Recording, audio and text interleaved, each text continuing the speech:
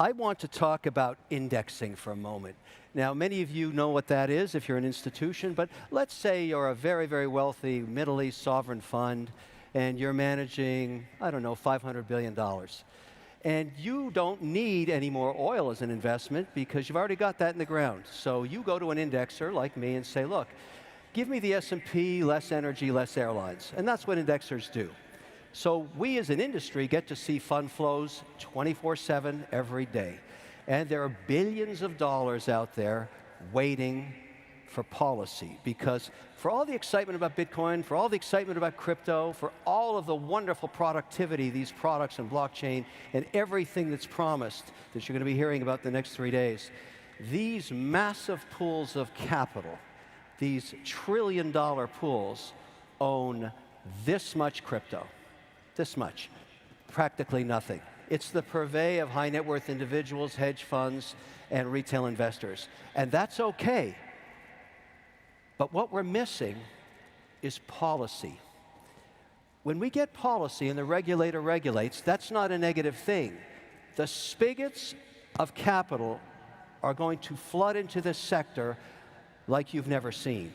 And so for those of us that can invest in it now, you're getting ahead of what's going to be a huge wave of interest when policy occurs.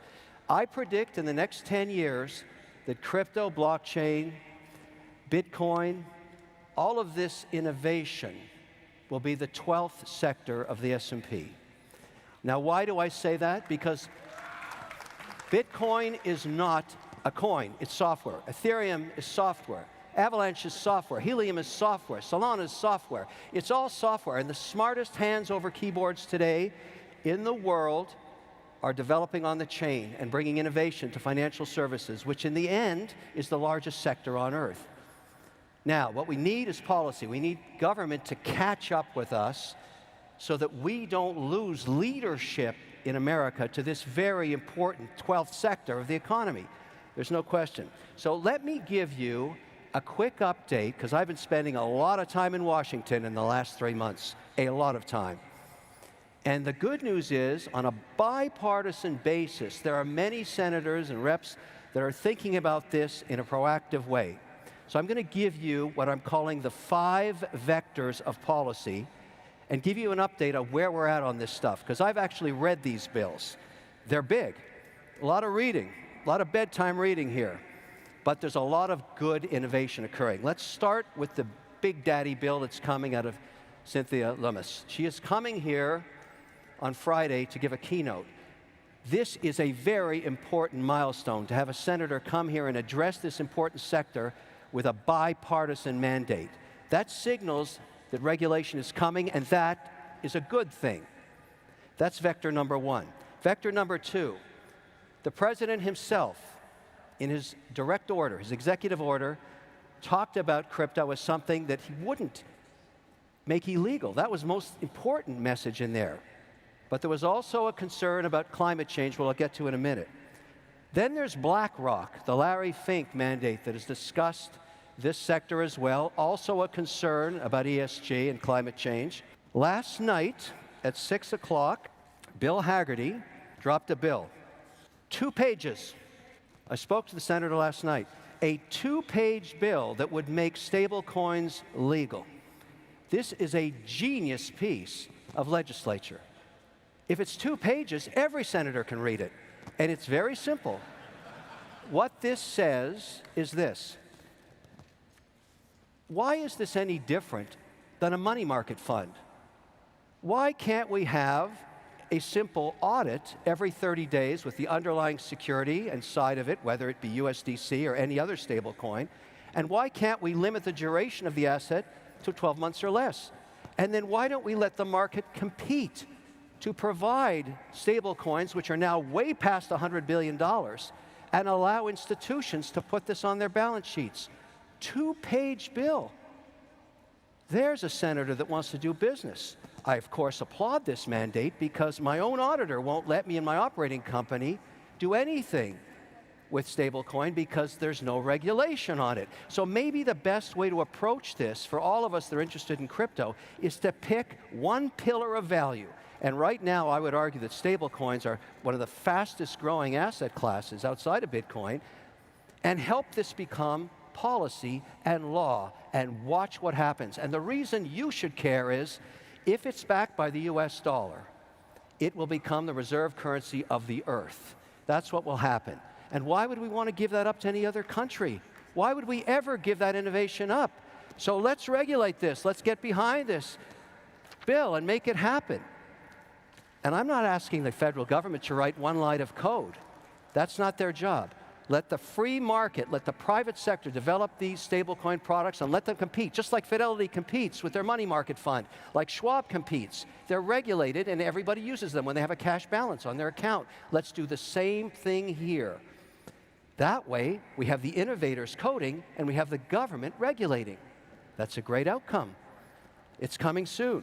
Now, let's talk about the minefields in the 5 vectors of policy. We'll start with the SEC. Now, I don't know if you read these memorandums, but a few weeks ago, they started proposing that in addition to financial audits in all companies that are public, in all 11 sectors of the economy, that they have a carbon audit, that they get somebody, if you claim that you're carbon neutral, you're going to get audited every quarter. Now, in the Bitcoin mining industry, where I'm a participant, the way we get carbon neutral is we buy carbon offsets. The problem with a carbon offset is the tracking error is so huge that no public auditor will sign off on those statements. You can say you're carbon neutral, but there's nobody going to sign it at the risk of being offside with the SEC. So if the SEC adopts that policy, that's bad for proof of work, and it's bad for Bitcoin mining, because the first pioneers of this in the US were very concerned about being ESG compliant, and they went to that market. They went to the offset market. 2 weeks ago in the EU, they tried to ban proof of work because they were so concerned about how much carbon it was doing. Now, here's why Bitcoin mining is going to save the world. If this policy gets implemented, because it's also in the ESG mandate that Larry Fink at BlackRock put in place, and it's also mentioned directly deep in the executive order of the president himself. It's a direct swipe at Bitcoin mining. But why is Bitcoin mining good for the earth? Because the next generation of Bitcoin miners, and some of them are represented right here, are starting to work with energy that does not require carbon. Hydroelectricity and nuclear power, wind and solar. The drive to produce Bitcoin is so economic in value that they will go ahead and fund the next generation of machines and turbines. 90% of dams built in America in the last 100 years contemplated hydroelectricity, but never installed the turbines. I'll install the turbines. Why? Because it's great economics if I can use that and not be hassled by a carbon audit. This is the future of Bitcoin mining. We will be developing power for all communities while we mine coin in an ethical and 100% green mandate that we can do with hydroelectricity. This speaks to Montana. It speaks to the Tennessee Valley, upstate New York, Quebec, Canada, northern Norway. All of these places, Georgia, have an abundance of unused hydro, and that is the future of Bitcoin mining. And it's a good thing. It provides for communities. It provides extra power. And the capital required for this is unlimited.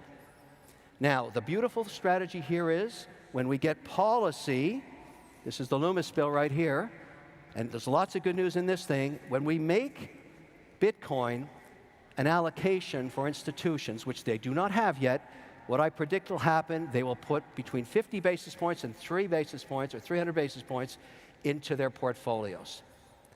How much money is that? Trillions of dollars.